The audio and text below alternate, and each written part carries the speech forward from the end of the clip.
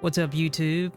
Today we're going to continue with the Ukrainian war stories. The first one we did was Hostomel, where we followed Alexei. I think that's how you say his name. Followed him and his family and going through what he went through during the war that's going on, which kind of turned out to be, well, it did turn out to be a sad ending. But today we're going to continue and go into Bucha.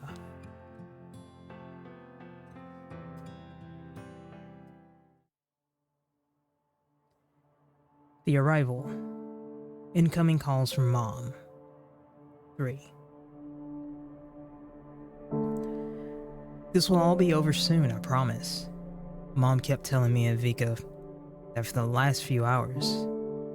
First in Kyiv, when we woke up to the sirens, and now after a 2-hour drive in Bucha. Are you sure they won't manage without you? Vika pleaded, giving Mom a hug. The last in a long time, I thought. I was so proud when Mom joined Kiev's territorial defense just a few months ago, but I was also worried sick.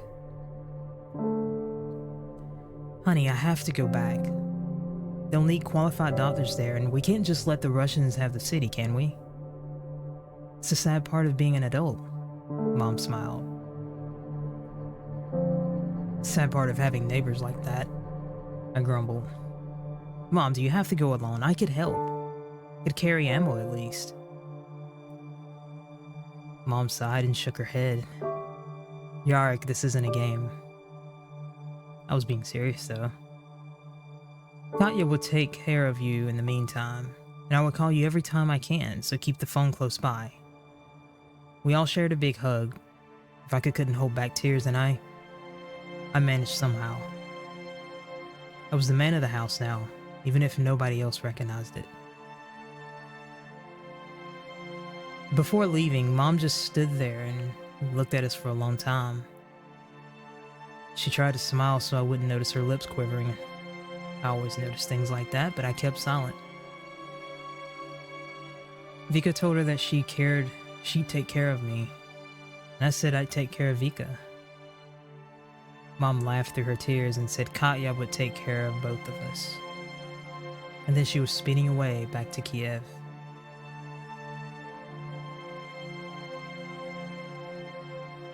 Well, it's just us and Katya now. You ready to be babysat? I smiled. Me and Vika didn't always agree, but we were equally confused at the prospect of staying with Katya. She was Mom's local friend, but we didn't know her all that much. She was alright, I guess. Kind, friendly, loved children. Or so she said. But I was 15 and Vika 2 years my senior. We didn't need a babysitter. I didn't tell Mom that though. She seemed to be having a hard time already, and I didn't want to make her even more upset. That was our dad's job, even after they divorced. Vika, Yarik, I'm so glad your mom brought you here. We'll all be safe together. Katya pulled us into a tight hug when she showed up and gave me and Vika a smooch on the forehead each. I tried hard to avoid mine, but failed. The rest of the day we spent following the news. Russian airborne repelled in Hostomel. Roadblocks on the way to Kyiv. President Zelensky's addressed the nation. Russian forces sighted in the Chernobyl exclusion zone. Territorial defense issued anti-tank weapons. And in the evening, when we could hear the gunfire and explosions in the north again, Russians gained a foothold in Hostomel. The popping and cracking of explosions was so loud it felt like a stray shell might as well land on us. I have to admit, I was anxious listening to it. Mom's reason for leaving us in Bucha was that the Northwest would be of no interest for the Russians. Yet here they were, sinking their teeth into Hostomel. It was probably close enough that I could spy it from the roof. Yarik, don't be stupid. Katya said we should stay in the basement until the shooting stopped. Vika must have noticed I wasn't pleased. Hey, it's gonna be fun. Katya brought me some board games from home. And some snacks too. Can we skip to the snacks? I had serious doubts about the board games Katya liked to play. Vika sighed and lowered her voice. Listen, she's freaking out a bit. But she means well, and Mom wants us to stay together, so can we just try and keep the peace, please?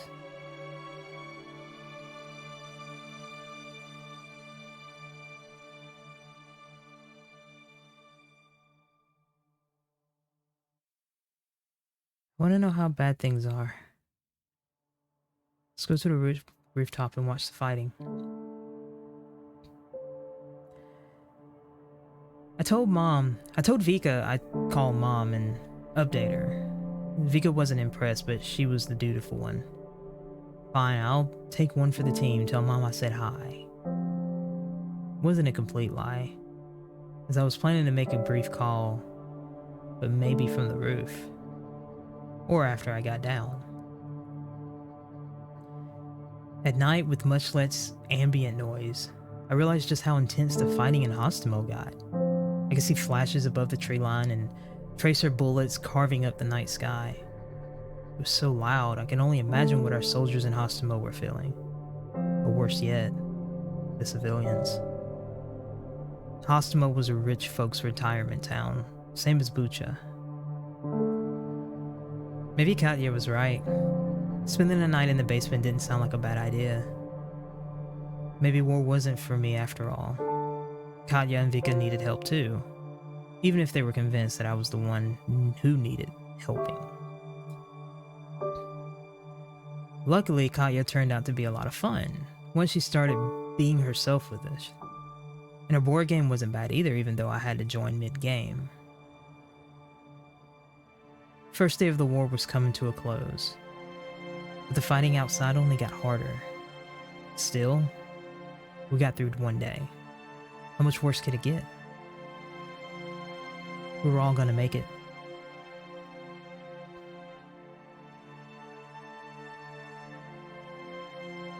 Incoming calls from Mom, 5.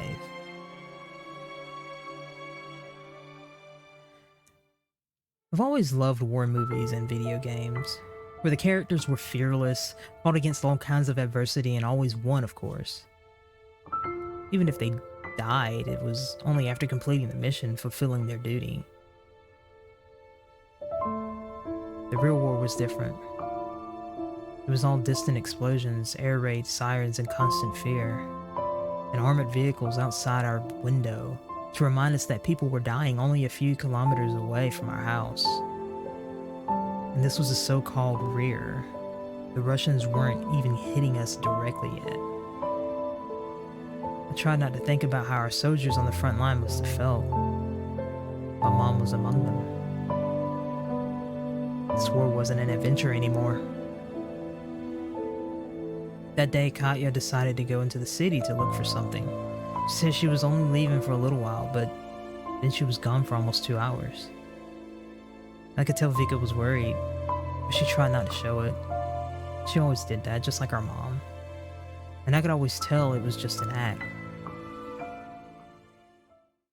By now, me and Vika had gotten a lot friendlier than before. We used to argue a lot, but not so much now. I suppose we were both too scared for our lives to get hung up on little things. Too bad Mom couldn't see us. Maybe it would help a bit knowing we behaved ourselves.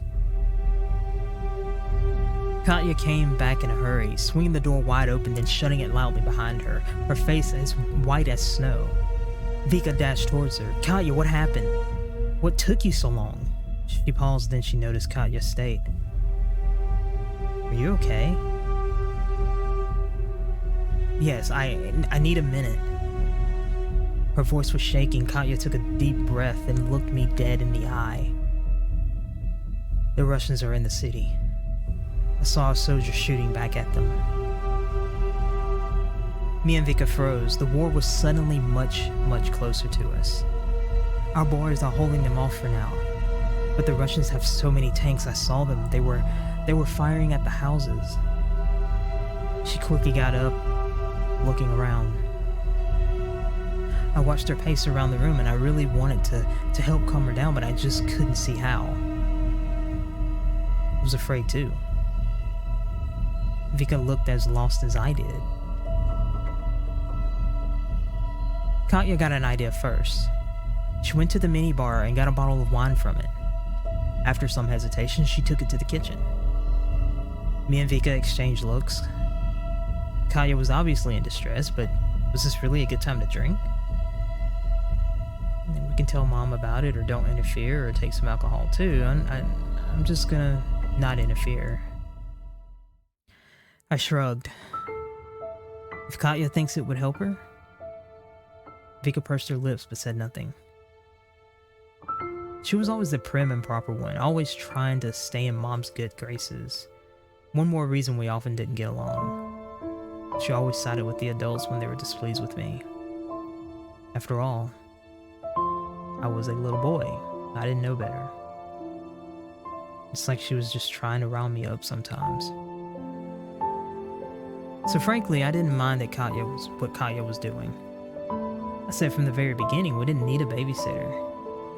We would have managed on our own, but Mom wanted to hear none of it. Katya turned out to be fun though. I guess people called it young at heart. She was more like a friend than a babysitter. The three of us were sort of just living together, and we all felt much safer for it. But it was becoming pretty obvious that Katya was handling the situation even worse than we were.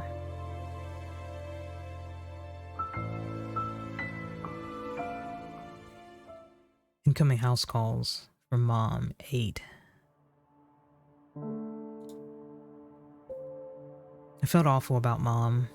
She wouldn't tell me how things were in Kyiv.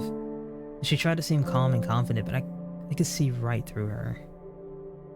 The whole Kyiv region was getting dangerous too. Mom couldn't come to pick us up. The Russians had almost cut us off, and they fired upon any civilian car they saw. Since February 24th, nobody was ever going to be safe. I was the man of the house. I had to be there for Katya and Vika. But who would be there for Mom? Constant worrying made every day longer than the previous one. Katya didn't drink since the last time, but she talked. She talked a lot. To me, to Vika, to herself. I felt so sorry for her, but I couldn't help her. She talked to me with a blank look. And one day, she started talking about how we were running out of food. With tears in her eyes, she gathered us before the front door. I would go get us more food from my house. It would be only a minute. And after she gave Vika a smooch on her forehead, I didn't even try to escape mine. Seeing Katya so worried was tearing me into pieces. I'll try and get some sweets too. Candles maybe? Maybe a new board game. Don't worry, it'll only be a minute. We waited 3 hours. And all the while, the shooting was creeping closer. Me and Vika sat under the stronger walls. The shooting got so bad, I was afraid the house would fold on us like a cheap deck of cards. We held each other, though Vika probably thought she was the one holding me. Big sister and all that. Outside, I can hear the rumbling of a vehicle engine, the tracks rolling over asphalt, and the crackling of gunfire. It was all shouting and high-speed death. Bang! Someone slammed into our front door and started knocking on it with their fists. Yana! Are you guys inside? Let me in, please. I felt Vika's hold tighten around me. I was scared enough as it was, since I recognized the voice. It was Siri, local veteran. Yana, please, are you inside? He knew my mom since 2015, when she stitched his head together, as he called it.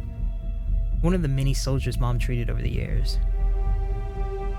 The shouting and the gunfire kept creeping closer. I had to help Siri, but I also had to take care of Vika. The Russians found us. And we can let them in, or we could just stay quiet. That's grayed out, so it's probably just staying quiet. I heard Sergei take off, away from the front door. He couldn't wait for us forever. Vika's was shivering like a leaf in the wind. Hell, I was afraid too. I wanted to get up and open the door, but I didn't. I wanted to shout at least, let Siri know that we're in sight, but I didn't. Then the door flew open without a knock, and a dozen Russian soldiers poured in. Swarthy and the bearded ones. Kadyriovites. They didn't carry themselves like military. Most even had their fingers on their triggers. It made the situation all the more terrifying. Their commander spoke to me in a dark, gravely voice with a thick accent. "Hello. Is anybody else in the house?" Vika dug her nails into me, and I tried to get up from the floor, but my legs turned to jelly. I was getting dizzier by the moment. The man pulled me up sharply on my feet. "Stand when the adults are talking. Rather, stand when the adults are standing. Have you no respect? Were you raised by wolves?" Crack. The soldier smacked me on the head. Vika yelped in fear while I flinched but managed to remain standing. My face began to swell with sharp, stinging heat. "Is anybody else in the house? Any nationalists? Banderites?" Me and Vika both said no.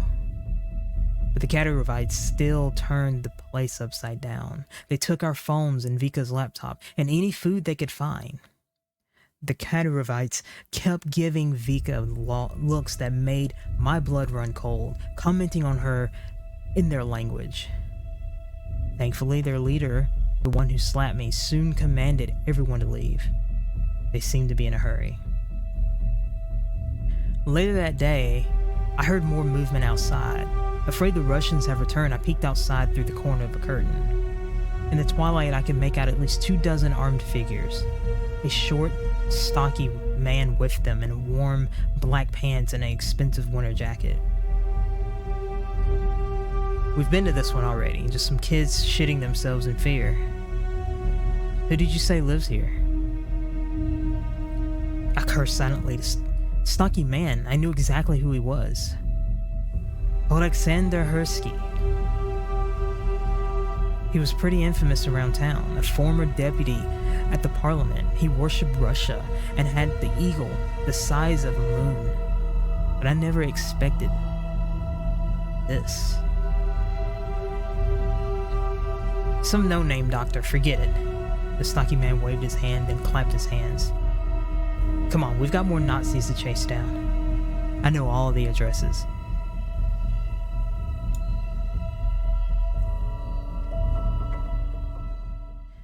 The aftermath. Missed calls from Mom, 12. It's been several days since the Russians entered Bucha.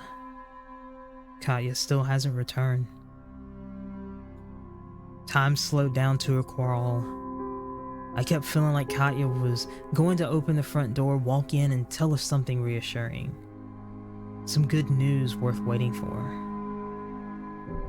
The door wouldn't open though. But maybe that was a good thing, considering the noises coming from the street. Every day there was a shooting outside. Sometimes we heard someone crying or screaming in the distance, and more vehicles marked with a white Z passed our house every day. But their passing wasn't as scary as when they stopped. It meant they wanted something, and they could come inside our house to get it. The sort of things that worried me before seem stupid now. Grades, arguing with Vika, Mom being mad at me. I was such a child. I wouldn't mind rolling back the time and being a child again. But Katya was still missing. I had to do something. Her house was on the neighboring street, barely a 2-minute walk. but Vika hated the idea. Yarik, don't even think about it. It's dangerous over there. I rolled my eyes. Vika, the city is occupied by the Russians. It's dangerous everywhere, and Katya was supposed to come back forever ago. What if she needs help? Her house is the first place to look. Then I'll go. Vika grabbed my backpack strap. You stay home. They said on the news that Russians are killing all men they can find. You'll be taking a risk too. Don't you know what happens to girls during war? Vika shuddered. She didn't let go of the strap though. Why does she always treat me like a child? So we can go to Katya's house by ourselves, or we can let Vika go, or we'll go together. We're gonna do this. I'd rather do it together. If we're both so worried for each other, let's go together. We'll feel safer, and if something happens, we'll be able to count on each other. After some hesitation, Vika agreed. Okay, let's do it like that. She smiled a little. When did you learn to compromise? This is an emergency. We can keep on arguing when the war ends. Our bravado was gone the moment we stepped outside. The city seemed deserted. No cars, no passerbys, only heaps of trash, debris, and houses with their doors bashed in. I felt like we were stuck in some post-apocalypse movie. We counted 8 bodies by the time we reached Katya's house. All men, all with gunshot wounds. This wasn't supposed to happen to civilians. I could understand dying to a stray shell or during a bombing, but these people didn't look like they were in the wrong place at the wrong time. Their hands were tied behind their backs. The sight of Katya's house stopped us dead in our tracks. The door was broken down. We slowly peeked inside. The house was ravaged. Furniture turned over, the chandelier shattered, even the fridge was on the floor. The floor was littered with broken glass, discarded food packs, empty bottles, and dirty boot prints. And Katya was lying in the middle of all of it. It took me a moment to process what I was seeing. Vika hugged me and looked away while I just stood there, taking deep breaths and trying to calm us both down. Katya was without clothes, battered, covered in bruises, looking up at the ceiling with wide open, unseeing eyes. There was a lot of dark blood, old and dried by now. A large pool of it was under Katya's head, and nearby I saw a pistol shell casing. We walked home in a haze. We came back completely lost. But at least we still had each other. It lessened the impact a little. Still, that evening we didn't talk again.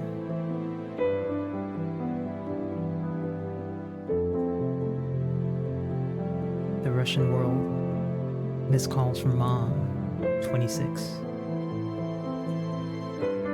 It's been several days since we found out about Katya. The situation in the city remained the same though. There were fewer shots to be heard. But we could still hear loud explosions in the distance. Our only reminder that somewhere out there, our army was still fighting the invasion. There was no electricity, no heating. We had no way to reach Mom on the phone. And March was cold this year. We kept our winter jackets on. Neither of us could cook over the fire, and if we could, we'd still have no firewood. We ended up mostly eating packaged foods. Not getting any news was tough for us. We lived in a vacuum and knew nothing about the world beyond Bucha. Where was the front line now? Would the NATO states intervene? And when will we finally be free again? I couldn't stop thinking about Mom. Only now I could really understand how much she mattered and how much our brief calls used to help. I'd give anything I had to hear Mom's voice again. I wonder how things were for her. She must have been out of her mind with worry. Deep inside, I felt guilt because I didn't call enough. I didn't reassure her. I didn't behave as well as I could. I didn't value her enough. One morning, me and Vika were woken up by noise coming from the street. We could hear the engines roaring, orders being given, and muffled chatter of some soldiers. We didn't risk approaching windows, but I heard the Russians mention rotation several times. And that very day's evening, our door was bashed open. Three Russian soldiers entered the house. Me and Vika jumped to our feet staring at them. The Russians scanned the building, then turned to us. They were all armed. One of them, with sergeant's insignia, was leering at Vika. "Hello. We're here to inspect this house." He looked around. "Does anybody else live here? Any adults?" I was so afraid I felt sick, so I just shook my head. The three Russians quickly searched the house. When they returned to the living room, the sergeant sat down on the sofa and looked around some more, not searching anymore, but appraising. He clicked his tongue at the flat screen TV. "What a house. We'll stay here a while." Our worst fear was coming true. Me and Vika exchanged frightened looks. "Something wrong? Cat got your tongues?" "Cheer the hell up. We saved you from the Nazis. He leered at Vika again. Aren't you grateful?" Vika shuddered and backed away until she bumped into the wall. "I don't think these two appreciate us here." The sergeant gestured for his men. "Get the girl for questioning." The two Russians grabbed Vika. "We can either protect the sister or don't provoke them." "I'm sorry. It's my sister." I couldn't let them hurt my sister. If they shot me, so be it, but I just couldn't. Leave her alone. I tried to tackle one of the soldiers, but he just punched me right in the face. My head hurt and stung, and the room began to reel. I heard Vika scream, "Please, don't hurt him!" After another punch, I fell to the ground. I tried to get up immediately and got kicked in the gut. Then another one. Again and again. Vika was desperate, screaming at them to leave me alone. "You behave yourself or I'll fucking strangle both of you." They stopped hitting me and I could finally breathe in. I tried to get up, but my arms and legs were too weak. And the Russians dragged Vika into a room nearby. The door slammed shut, muffling her pleas. I saw nothing, but I heard the sounds. I knew what happening behind that door. Thought I was going crazy. Vika's screams were burrowing into my brain. I refused to believe this was happening. Stuck in the far corner, I covered my ears and sat whimpering, trying to ignore the sounds coming from the room. Eventually, Vika went quiet. I could only hear her crying. Then, I couldn't even hear that. I don't know how long it lasted. By the time the door opened again, I wasn't thinking clearly. The Russians ignored me as they went around the house, grabbing whatever they liked. "Sergeant, maybe let's take the girl to the headquarters, so we don't have to walk all the way here again." Sergeant shrugged. "Fine by me. We'll put her with the rest of the camp followers." The Russians laughed. One of them went back to the bedroom and brought Vika. She was unconscious. They left and took Vika away from me. I couldn't hold back tears any longer.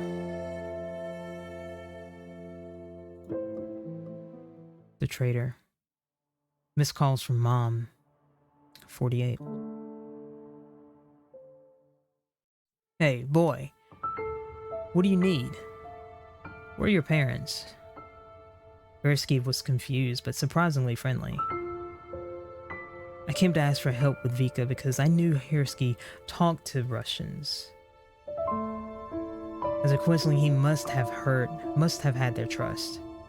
A long shot, but the only one I had. I had gotten very little sleep in the previous days, an hour here, an hour there, only because I was too exhausted. Exhausted by looking for things I could do, realizing how helpless I was. I wanted to see Mom. I wanted to hug her and never let her go. Instead, I came to speak with Yarik, the excuse of a human. Words didn't come easy, but I told him that what the Russians did, and where they took Vika. How I just had to climb the house to see the place. Damn it. He bit his lip and looked around. I don't know what he was afraid of. Wasn't he working with the Russians? You'll freeze to death out here. Come on in, we'll talk inside. He got me a warm blanket and put up a kettle. Town still had no electricity, but he had a generator and the Russians let him keep some of the gas for it. He asked me for my story again and wanted to know every detail, but not to help me as it turned out. This doesn't add up. The Russian army is only here for the nationalists. Besides, a Russian soldier wouldn't hurt a child. Are you sure they didn't take your sister in for questioning? I wanted to throw up. I know what I saw, I said, squeezing my fist. Stupid bastard, looking me in the eye and saying things like that. They had their way with her, and they took her with them, and they were doing God knows what to her over there. But Russians aren't like that. Now Americans, see, now they would. Have you seen what the Americans did to Iraq? I wanted to scream. Every second I wasted with him, Vika was suffering. But I had to persevere. The Russians wouldn't keep her for long. They would not escape unpunished. Meanwhile, Yarik continued. A Russian officer's honor. You can't even begin to understand. You're too young. They won't move a hair on your sister's head. Burn in hell. Yes, they will. I want my sister back. They're such nice people. Why are they holding her? I needed to convince him somehow and quickly. So we could appeal to his ego, show him my injuries, or appeal to injustice. Let's appeal to his ego, because he seems very egotistical. I tried so hard to think of something worth praising Yarik, anything at all. How important he was, and what a great communicator, establishing contact with the Russians like that. I tried to hold back tears as I praised that creature. And what do you know? It worked. I was always good at lying. It was my attention to detail, I think. I rarely slipped up. But at that moment, it was hard not to sweat. Thankfully, Yarik bought it, and all of it. Fine, I know an officer. I'll see what I can do, Yarik promised. He said he would throw a party at his house when his officer friend was no longer on duty. He would pour him a drink, get him talking, and try to find something out. He actually used that word, his officer friend. I'd be a fool to trust Yarik's word, though. Instead of going home, I set up in a ruined house across the street. I needed to see the meeting happen. Very soon, Yarik went somewhere and returned accompanied by several officers. He invited them in. They made a funny face when they didn't bother wiping their boots on the doormat. Perhaps if he himself lied down, they'd be more willing. I left my hiding spot and skulked over to the house for a better view. The soldiers he invited set up in the kitchen, and Hersky brought out the glasses and a bottle of rusted drink. Then another, when soldiers called him a cheapskate. Once the drinks began flowing, the Russians did loosen up. "So what do you want to talk about? You want the town for yourself?" the officer chuckled. "Become the administrator?" The rest of the soldiers laughed, calling Hersky a gauleiter. "No, the locals are already bringing their complaints to me." He didn't mention me by name, but he told the soldiers my story. He was so proud to do so. He probably expected them to immediately debunk it. The Russian officer just smiled and exchanged a quick glance with his soldiers. "Hersky, mind your own business, you fat fuck. Okay? You were doing so well." Hersky's eyes went wide with rage. "I'm old enough to be your father. How dare you speak to me like that?" Blam! A bright flash, a shell casing plinking off the kitchen table, and the thud of a collapsing body. I froze in place with my hands closed, my heart thumping in my ears, sucking in air so I wouldn't suffocate. Oh, come on, I heard clumsy footsteps. Indoors? My ears are ringing. Fuck. Did anybody catch where he got the booze from? One of the drawers, right? I backed away from the window, then through the ruined fence, then I ran.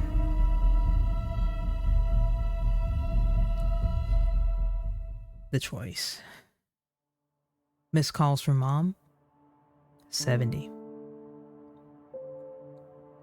I kept thinking about Vika for the next few days.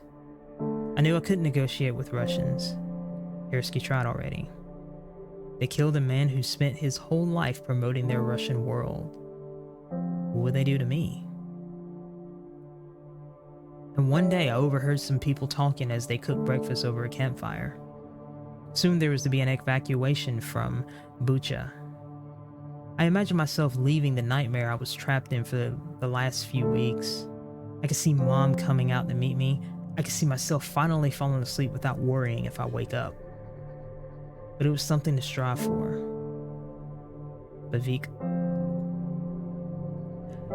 You wanted to be a grown-up, Yarik. Here's your grown-up choice, and nobody to ask for your guidance. I was getting swarmed by memories of Vika, helping me with homework, supporting me when we found out mom and dad had a divorce, always caring, always kind. What was I supposed to do? I could free her. Or I can evacuate. I'm only 15, I can't possibly help her, right?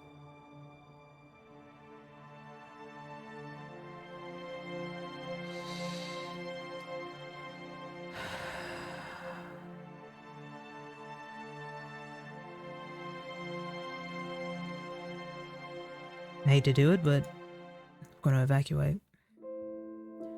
The longer I thought about it, the more I realized there was nothing I could do.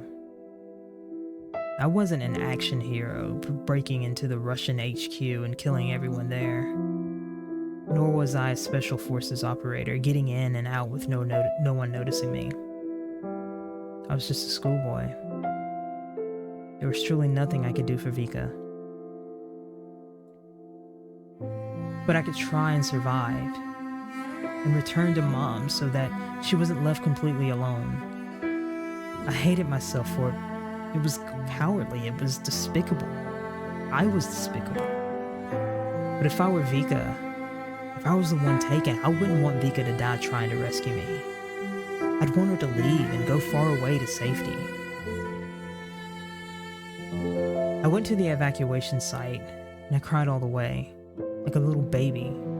I knew I was never going to see Vika again. Sure, I hoped that all would be well somehow and Vika would survive too, but I knew it was futile hope.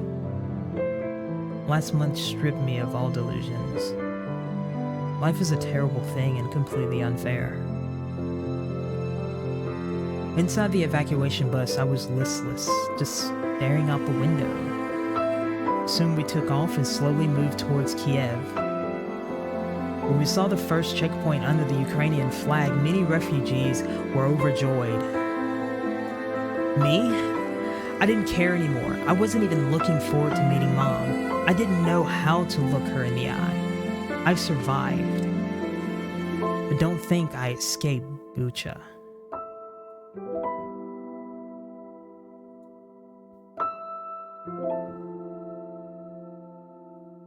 You may get dressed, Yaroslav.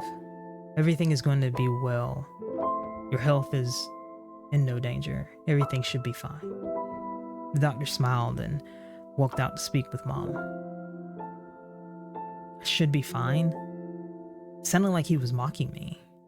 I knew the doctor was trying to cheer me up, but he should have said something instead. He should have said nothing instead.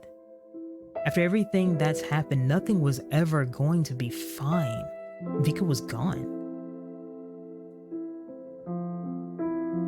They found her body several days after Bucha was liberated. She was among a dozen dead women found in the former Russian headquarters. The Russians shot them all before retreating.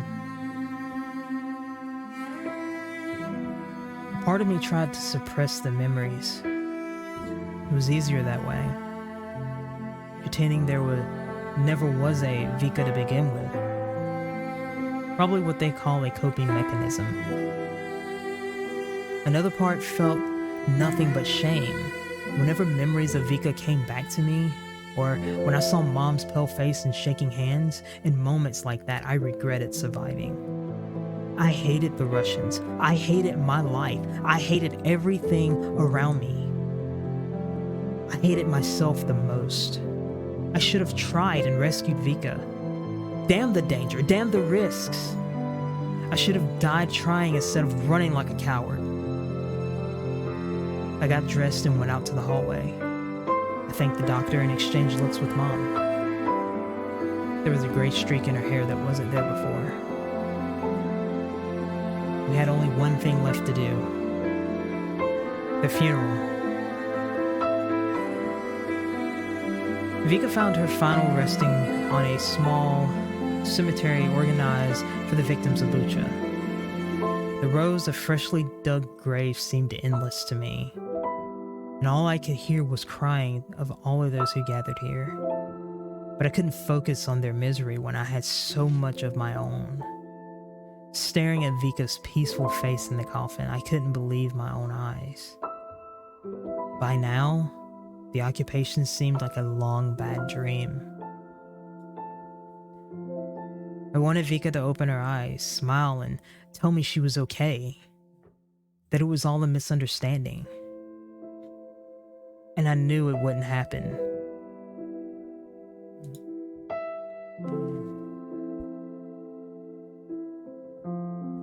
Mom stood nearby. It was the first time I saw her crying. My mom was always so strong, but now something inside her broke. I gave her a hug and she clung to me like a life buoy.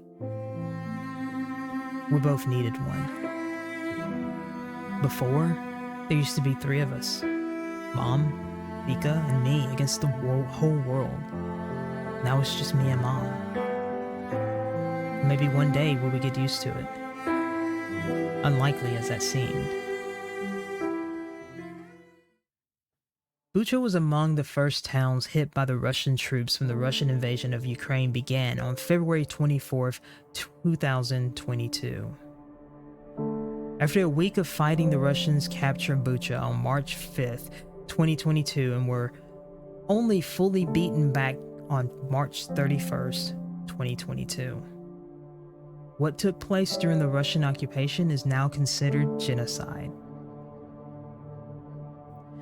As of June, 412 dead had been confirmed, buried in mass graves or left in the streets.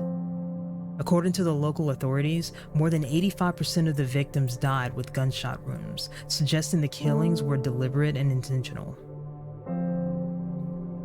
Crimes committed against the civilian population included summary execution, torture, looting, and rape. Evidence suggests that children were not spared. Bucha became emblematic of the Russian occupation, but it is far from the only town where genocide took place. As of June 2022, on the Russian-occupied territories of Ukraine, including the cities of Kherson and Mariupol, violence continues unabated. The end of the war is not in sight.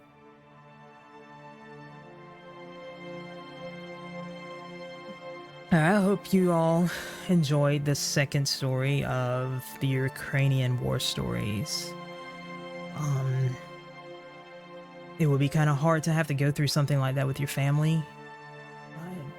Losing family members to sickness is one thing, but losing them like the way Yarik did is a completely different thing. Nobody should ever have to go through anything like that. Next time, we're going to do the last and final story, which will be in Mariupol. Hope you all enjoyed. I'll see you next time.